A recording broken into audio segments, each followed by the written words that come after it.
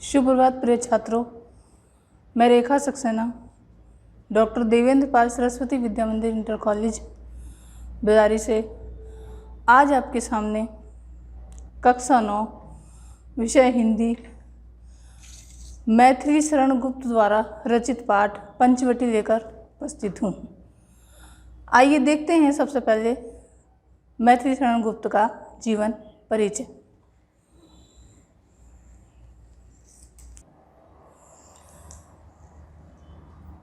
प्रिय छात्रों, मैथिली शरण गुप्त का जन्म 1886 ईस्वी में चिरगांव झांसी उत्तर प्रदेश में हुआ था। इनके पिता का नाम सेठ रामचरण था, जो कि राम के अनन्य भक्त थे और कविताएं लिखने के शौकीन थे। इसीलिए गुप्त जी को काव्य लिखने का संस्कार अपने पिता से ही प्राप्त हुआ था। गुप्त जी बहुत ज़्यादा पढ़ नहीं पाए।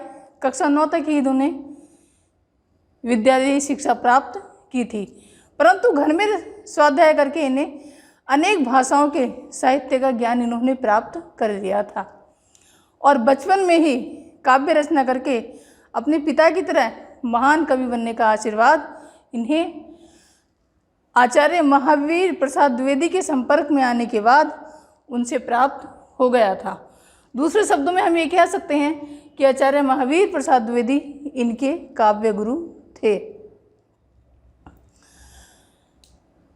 गुप्त जी की कविताओं को या काव्य संस्कार को महावीर प्रसाद द्विवेदी ने ही सजाया और संवारा था।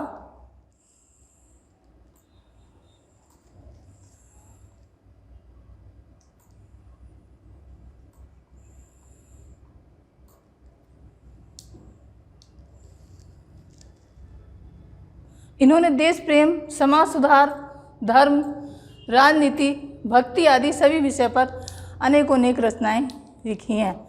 राष्ट्र कवि कहलाने का गौरव भी इन्हें प्राप्त है। 1948 ईस्वी में आगरा विश्वविद्यालय में तथा सन 1958 ईस्वी में इलाहाबाद विश्वविद्यालय ने इन्हें डी.लिट की मानद उपाधि से भी सम्मानित किया था और इसके तत्पश्चात 1954 में भारत सरकार ने पद्म भूषण की उपाधि से भी इन्हें अलंकृत किया था, सम्मानित किया था। इसके पश्चात 2 बार राज्यसभा के सदस्य भी मनोनीत हुए और अंत में 12 दिसंबर 1964 ईस्वी को इनका देहावसान हो गया। अब प्यारे बच्चों, हम इनकी रचनाएं देखेंगे। गुप्त जी की रचनाओं में भारत भारती ये एक काव्य ग्रंथ है और इसमें देश के गौरव की अनेक कविताएं हैं।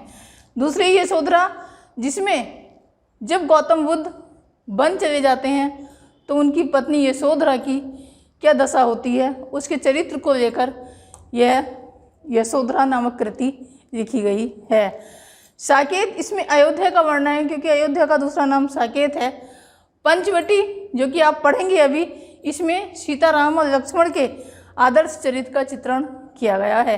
इसके अतिरिक्त जयद्रथ वध, भारत भारती, द्वापर, सिद्धराज, अनघ, झंकार, नहुस, पृथ्वीपुत्र, रंग में भंग, गुरुकुल, किसान, हिंदू, चंद्रहास, मंगलघट, कुणाल गीत, मेघनाद वध इत्यादि इनकी महत्वपूर्ण रचनाएं हैं। प्रिय छात्रों, गुप्त जी ने अपनी इन सभी रचनाओं में शुद्ध साहित्यिक परिमार्जित खड़ी बोली का प्रयोग किया है।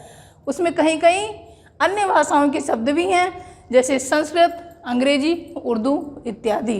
इनकी शैली प्रबंधात्मक है, उपदेशात्मक है और विवरणात्मक भी है। इन्होंने प्रबंध काव्य लिखे हैं, इसलिए प्रबंधात्मक है।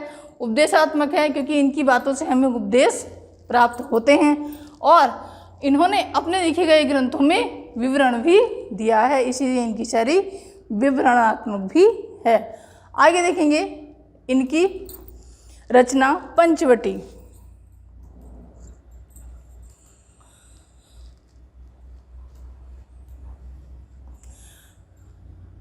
प्रिय छात्रों, गुप्त जी की जो रचना है पंचवटी, वह वन प्रदेश की रचना है। पंचवटी स्थान पर श्री राम, सीता और लक्ष्मण ने अपने रहने का ठिकाना बनाया था वनवास की अवधि में। तो उसी का वर्णन करते हुए गुप्त जी कहते हैं, क्या कह रहे हैं कि चारु चंद्र की चंचल किरणें खेल रही हैं जलथल में, स्वच्छ चांदनी बिछी हुई है अवनी और अंबर तल में, पुलक प्रकट करती है धरती हरित तृणों की नोकों से, मानो झूम रहे हैं तरुवी मंद पवन के झोंकों से। प्रकृति की सुंदरता का वर्णन करते हुए गुप्त जी कहते हैं कि चारु चंद्र की चंचल किरणें, कि सुंदर चंद्रमा की नटखट किरणें जल अर्थात पानी में, थल अर्थात पृथ्वी पर फैली हुई हैं। अर्थात पृथ्वी में और पृथ्वी पर जो पानी है उसमें सुंदर चंद्रमा की किरणें अपनी अठखेलियाँ कर रही हैं। स्वच्छ चांदनी बिछी हुई है अवनी और अंबर तल में।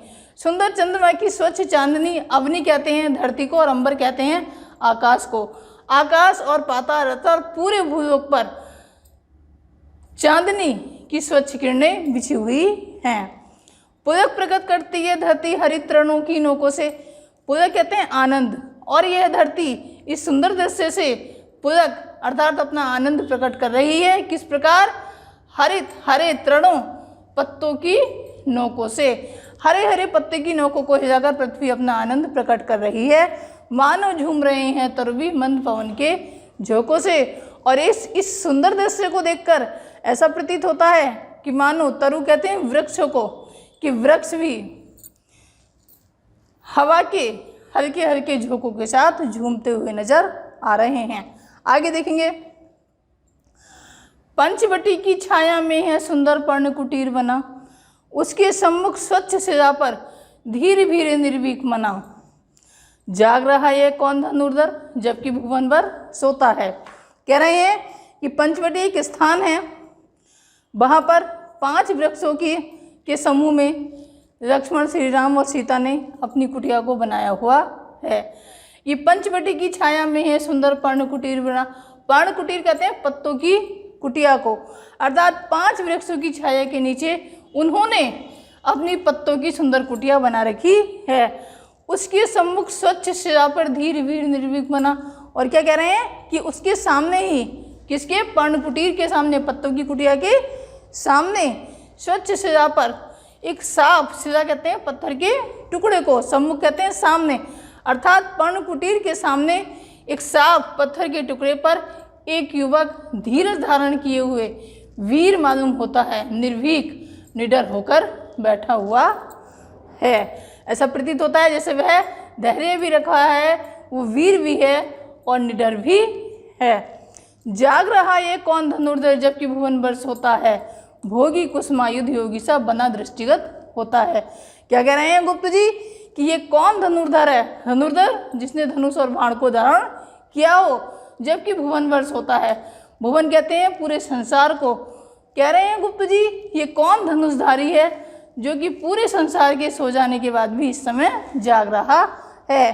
भोगी कुसुमायुध योगी सा बना दृष्टिगत होता है। उन्हें देखकर ऐसा लग रहा है कि यह, कुसुमायुध कहते हैं कामदेव को, कामदेव जो कि सभी सुखों के भोग करने के योग्य हैं।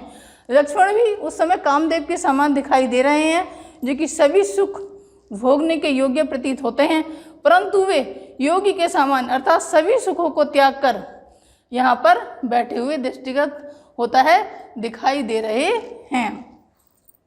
अर्थात पंचवटी की छाया में सुंदर पत्तों की एक कुटिया बनी हुई है, उसके सामने एक स्वच्छ पत्थर के टुकड़े पर धीरज धारे हुए वीर और निडर एक युवक बैठा हुआ है। यह कौन धनुषधारी है जबकि पूरे संसार के सो जाने के बाद भी जाग रहा है? लक्ष्मण के लिए ये बात कही गई है कि यह कामदेव के समान सभी सुखों को भोगने के योग्य है, परंतु उसने सभी सुखों का त्याग कर दिया है और वह इस प्रकार दिखाई दे रहा है जैसे कि कोई योगी हो, अर्थात सभी सुखों को त्याग करने वाला हो। आगे देखेंगे, किस व्रत में है व्रति वीर यह निद्रा का यूं त्याग किए, राजभोग के योग्य विपिन में बैठा आज विराग लिए, बना हुआ है प्रहरी जिसका उस कुटीर में क्या धन है, जिसकी रक्षा में रत इसका तन है मन है जीवन है। लक्ष्मण के लिए कहा गया है, ये पैराग्राफ बता रहे हैं कवि कि किस व्रत में है व्रति वीर्य है, अर्थात इस व्रति प्रतिज्ञा करने वाले ने, लक्ष्मण ने कौन सी प्रतिज्ञा ली है। व्रत अर्थात प्रतिज्ञा, व्रति प्रतिज्ञा देने वाला। यह निंद्रा क्यों त्याग किए, कि इसने ऐसी कौन सी प्रतिज्ञा की है जिसके लिए इसने अपनी निंद्रा का इस प्रकार से त्याग किया हुआ है। राजभोग के योग्य विपिन में बैठा आज विराग लिए, और यह व्यक्ति जो राज्य की सभी सुख भोगने के योग्य है, विपिन कहते हैं जंगल को, वन को, परंतु यह वन में आज वैराग्य धारण किए हुए बैठा है। वैराग्य अर्थात जिसने सभी सुखों का त्याग कर दिया हो, वैराग अपना लिया हो। बना हुआ है प्रहरी जिसका उस कुटीर में क्या धन है, कि कह रहे हैं गुप्त जी कि यह जिस कुटिया का पहरेदार है, प्रहरी अर्थात पहरेदार है, उस कुटिया में ऐसा क्या धन छुपा हुआ है कि जिस धन की रक्षा के लिए इसे रात्रि में भी जागकर पहरा देना पड़ रहा है। आगे देखेंगे,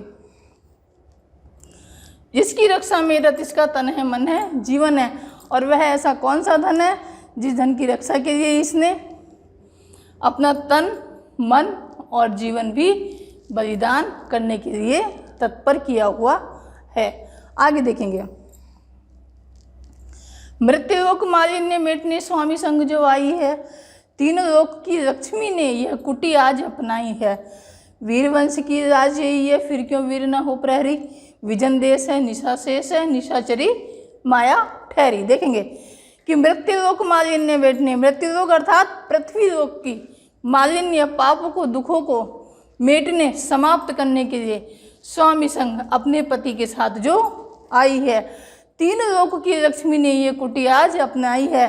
वह सीता के लिए ये बात कही गई है कि वह तीनों लोगों की लक्ष्मी है, अर्थात रानी है। तीनों लोगों की रानी होने के पश्चात भी उसने आज इस कुटिया को धारण किया है। वीरवंश की राज यही है। वीरवंश कहा गया है सूर्यवंश को। कह रहे हैं गुप्त जी कि ये सूर्यवंश की राज है, फिर क्यों वीर न हो पहरे। अतः इस कुटिया के पहरेदार को तो वीर ही होना पड़ेगा, क्योंकि इस कुटिया में जो धन है वह सूर्यवंश की लज्जा का धन है। विजन देश है, निशा शेष है, निशाचरी माया ठहरी। और कह रहे हैं कि विजन देश है, अर्थात उनके लिए ये अनजान देश है। निशा शेष है, अभी भी रात्रि शेष है, और यहाँ पर निशाचरी माया ठहरी, राक्षसों का आना जाना भी लगा रहता है।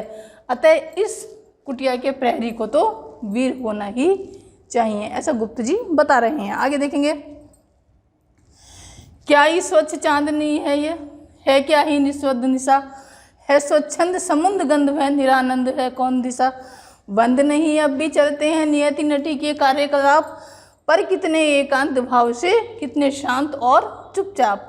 कह रहे हैं गुप्त जी कि क्या ही है स्वच्छ चांदनी, कि यहाँ पर उस प्रकृति का सुंदर वर्णन करते हुए बता रहे हैं कि इस जगह स्वच्छ चांदनी है। क्या ही है निस्वद्ध निशा, अर्थात इस रात्रि में कोई भी शब्द नहीं है, कोई भी शोर नहीं है। रात्रि का समय है, स्वच्छ चांदनी बिछी हुई है, और वहाँ पर कोई भी शब्द या शोर नहीं है स्वच्छंद समुद्र गंध है, और जो हवा है वह भी स्वतंत्र भाव से, स्वच्छंद भाव से चल रही है। निरानंद है कौन दशा, परंतु यह कौन सी दिशा है जिसमें कोई भी आनंद नहीं है, क्योंकि वह निशाचरी माया वाली नगरी है, इसलिए वहाँ पर कोई आनंद नहीं है। बंद नहीं अब भी चलते हैं नियति नटी के कार्यकलाप, कि कह रहे हैं नियति नटी कहा गया प्रकृति को, कि प्रकृति के कार्यकलाप पूरे संसार के सो जाने के बाद भी चलते रहते हैं, पर कितने एकांत भाव से, कितने शांत और चुपचाप। परंतु यह प्रकृति एकांत भाव से चुपचाप अपनी सभी कार्य को करती रहती है।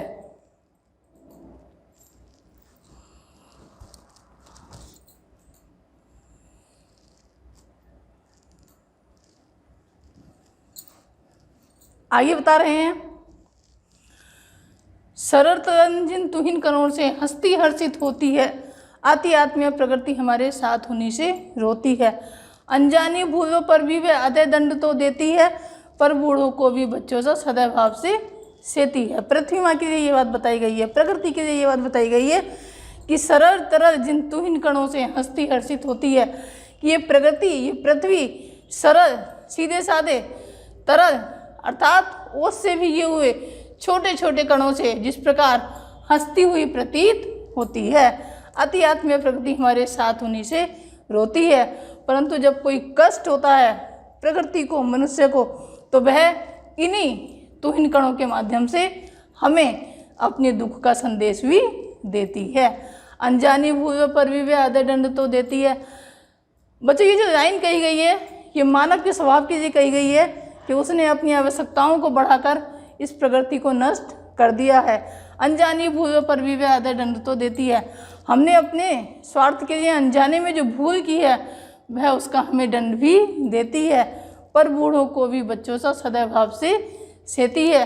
परंतु कह रहे हैं कि बूढ़ों को भी अर्थात बुजुर्गों को भी वह अपने हृदय में बच्चों के समान ही स्थान देती है, ऐसा गुप्त जी कह रहे हैं। आगे देखेंगे। 13 वर्ष व्यतीत हो चुके पर है मानो कल की बात, वन को आते देख हमें जब आर्थ अचेत हुए थे तात। अब वह समय निकट ही है, अब अवधि पूर्ण होगी वन की, किंतु प्राप्ति होगी इस जन को इससे बढ़कर किस धन की। लक्ष्मण जी श्री राम के बारे में विचार कर रहे हैं और कह रहे हैं क्या कि 13 वर्ष व्यतीत हो चुके, वनवास की अवधि के 13 वर्ष बीत चुके हैं, पर है मानो कल की बात। परंतु जब अतीत में पलट के पीछे देखते हैं तो ऐसा प्रतीत होता है जैसे ये कल की ही बात है। वन को आते देख हमें जब आर्थ अचेत हुए थे तात, कि जब हम वन के लिए प्रस्थान कर रहे थे तब हमें देखकर दुख से, कष्ट से हमारे तात अर्थात पिता अचेत बेहोश होकर पृथ्वी पर गिर पड़े थे। अब वह समय निकट ही है जब अवधि पूर्ण होगी वन की, और अब एक समय बाद वह समय निकट आने वाला है जब अवधि अर्थात समय, वन गमन का समय पूर्ण हो जाएगा, किंतु प्राप्त होगी इस जन को इससे बढ़कर किस जन की। परंतु कह रहे हैं कि मुझे इससे बढ़कर और कौन सा धन प्राप्त हो सकता है कि मुझे 14 वर्ष तक श्री राम की सेवा करने का अवसर प्राप्त हुआ है। आगे देखेंगे। और आर्य को राज्यभार तो वे प्रजार्थ ही धारेंगे, व्यस्त रहेंगे हम सबको भी मानव विवश विसारेंगे। कर विचार लोकोपकार का हमें न इससे होगा शोक, पर अपना हित आप नहीं क्या कर सकता यह नर लोक। लक्ष्मण जी मन में विचार करते हुए कह रहे हैं कि और आर्य को अर्थात आर्य आया है श्री राम के लिए, और श्री राम को श्री राम क्या करेंगे, भविष्य की कल्पना कर रहे हैं। राज्य भार तो वे प्रजार्थ ही धारेंगे, कि प्रजा के हित के लिए ही वे राज्य के कार्यभार को संभालेंगे। व्यस्त रहेंगे अर्थात वे प्रजा के हित के कार्य करने में व्यस्त रहेंगे। हम सबको भी मानव विवश विसारेंगे, और उनकी ये मजबूरी होगी, विवश अर्थात मजबूरी होगी कि वे प्रजा की रक्षा करते करते, प्रजा का हित करते करते हो सकता है हम सबको भी भूल जाएं। विसारेंगे अर्थात भूल जाएंगे। पर विचार लोकोपकार का हमें न इससे होगा शोक, अर्थात लोकोपकार का, समाज के हित का ध्यान रखते हुए हमें इससे कोई भी दुख नहीं होगा।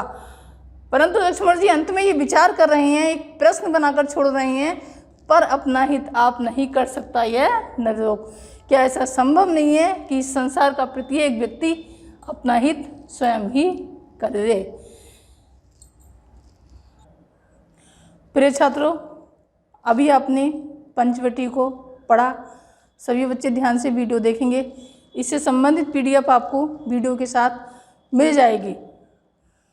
सभी देखें, लाइक करें और सब्सक्राइब करें। धन्यवाद।